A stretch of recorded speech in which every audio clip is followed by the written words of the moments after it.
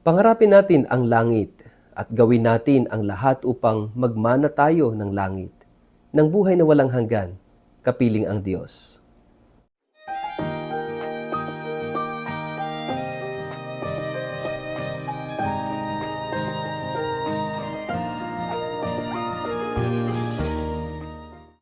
Ang mabuting balita ng Panginoon ayon kay San Mateo. Huwag kayong mag-impok ng mga kayamanan dito sa lupa. Dito'y may naninirang insekto at kalawang at may nakakapasok na magnanakaw.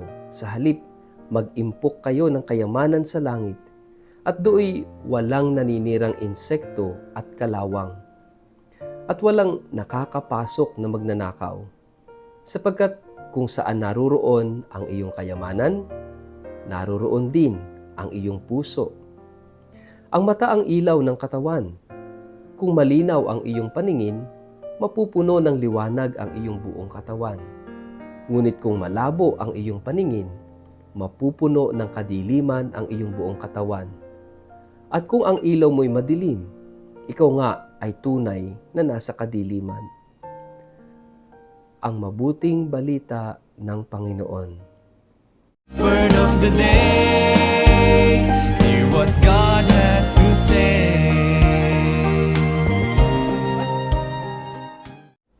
Mapagpalang araw po sa inyong lahat. Kumusta po kayo? Ang atin pong word of the day ay treasure.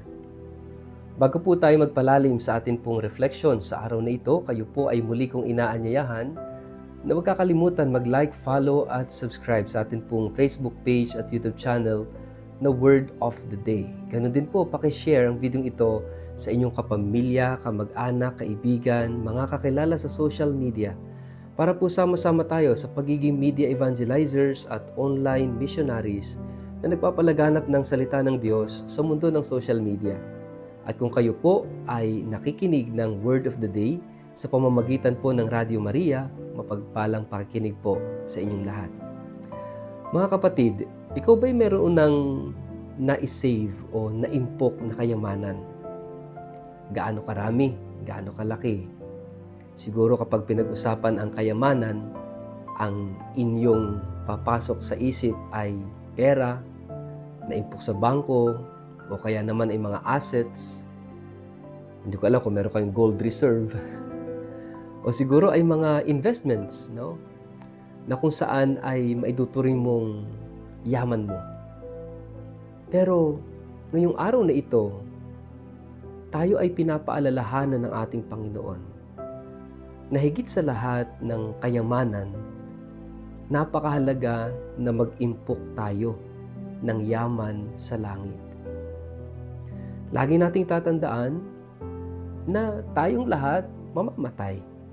Ang lahat sa mundong ito ay may katapusan. Kaya nga, nire-remind tayo ng ating Panginoong Hesus na huwag tayong mag-impok ng yaman na anytime pwedeng mawala. Yung pera, pwedeng mawala anytime. Yung mga investments natin, pwedeng mawala anytime. Lalo na ngayon, usong-uso ang piracy, usong-uso ang hacking, usong-uso yung mga illegal na gawain. Yung nandyan sa'yo ngayon, baka bukas wala na. Yung dati mong kinikita ngayon, baka bukas hindi na ganyan kalaki. Lalong-lalo na yung mga nasa social media, yung mga ang pinagkukunan ng income ay social media. Yung mga pagbabago ng algorithm, no, ay minsan naapektuhan yung income. O kaya naman, nabiktima ka ng mga scammers, yung yaman mo biglang nangawala. Dahil sa paghahangad mo na magkaroon pa ng mas maraming pera, nag-i-invest ka sa hindi sigurado. O kaya naman ay napapaloko tayo ng maraming mga scam sa panahon natin ngayon. Paano kapag nangawala lahat ng yan? Yung dating meron ka, paano pag biglang nangawala at gumuho ang lahat? Guguho na rin ang ating mundo. Kaya nga sinasabi ng Panginoon, kung nasaan yung yaman mo, nandun yung puso mo. Where your treasure is, there your heart be also. Kaya napakahalagang ma-check, napakahalagang makita, masuri yung sarili, nasaan ba talaga ang puso natin? Nasaan ba ang puso mo? Nasa yaman dito sa mundo o sa langit? Mga kapatid, napakahalaga na pangarapin nating magkaroon ng kayamanan sa langit. At sino nga ba ang kayamanan sa langit? Of course, ang Diyos. Who else? Napakahalagang maunawaan natin mga kapatid that God is our treasure. Dahil kapag nagkaroon tayo ng yamang ito, ano pa ba yung hahanapin natin sa buhay? Mga kapatid, this is a living reminder, strong reminder for us na tingnan at suriin ang ating puso. Ang Diyos pa ba ang hangarin ng ating puso? Ang Diyos pa ba ang kayamanang itinuturing natin sa mundong ito? Nung panahon ng pandemya, napakalaking lesson na yung pinagdaanan natin. Nakita natin kung paanong kahit mga mayayamang bansa, yung mayayamang tao ay natakot sa oras ng peligro at sa oras ng kamatayan. But the question is, natuto ba tayo? Nakita ba natin talaga yung essential sa buhay nung dumaan tayo ng pandemya? Or after how many years? After pandemic, balik na naman tayo sa dating buhay, sa mga maling paniniwala, at sa mga maling gawain. Natuto nga kaya tayo?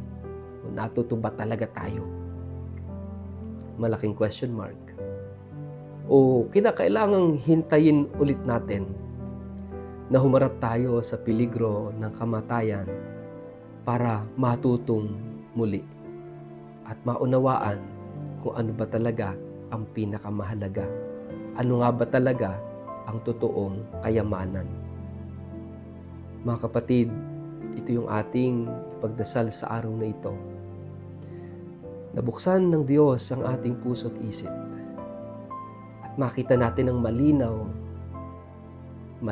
na malinaw. Makita ng ating mata, makita ng ating puso na tanging ang Diyos lang talaga ang yaman natin. Lahat lilipas, maglalaho, mawawala. Pero ang Diyos, ang kanyang pag-ibig sa atin, ang natatangi at mananatiling matatag. Ang mananatiling naririyan.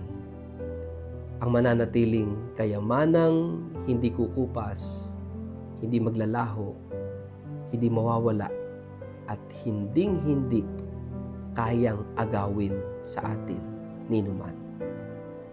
Kaya sana po sa araw na ito yung ating hilingin, ito yung ating pangarapin. Ang Diyos na siyang tanging yaman natin. Mga kapatid, ako po'y nagdiriwang ng ika-10 anibersaryo ng pagkapari sa araw na ito. Ako po'y ipagdasal ninyo. At salamat po sa lahat ng inyong mga panalangin. Salamat po sa inyong mga suporta. Sana po tulungan nyo rin ako na magdasal. Tulungan nyo ako na manatiling pari hanggang wakas. Pero hindi lang basta pari. Isang nagsusumikap na maging tapat na pari. Nagsusumikap na maging banal na pari. Nagsusumikap na maging mabuting pari. Sa tulong po ninyo at sa tulong ng awa at grasya ng Diyos, walang imposible. Sa ngalan ng Ama at ng Anak at ng Espiritu Santo. Amen. Ama naming Diyos, naway Ikaw lamang ang maging tanging yaman namin sa buhay na ito. Amen. Pagpalain po kayo at ingatan ng makapangyarihang Diyos, Ama at Anak at Espiritu Santo. Amen.